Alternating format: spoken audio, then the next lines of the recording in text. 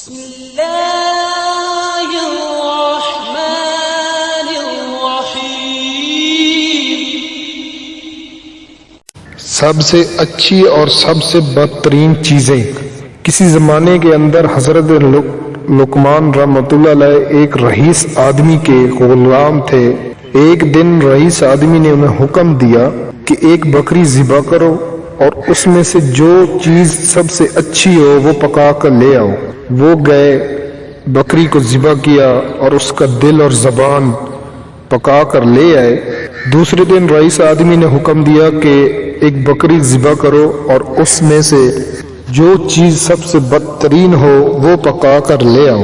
وہ گئے، بکری ذبح کی اور دل اور زبان ہی پکا کر لے آئے۔ یہ دیکھ کر رئیس آدمی نے بڑا تعجب سے پوچھا، کیا ہے؟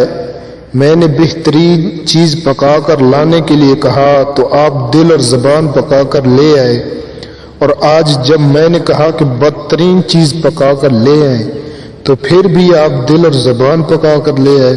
بھلا یہ کیا بات ہوئی؟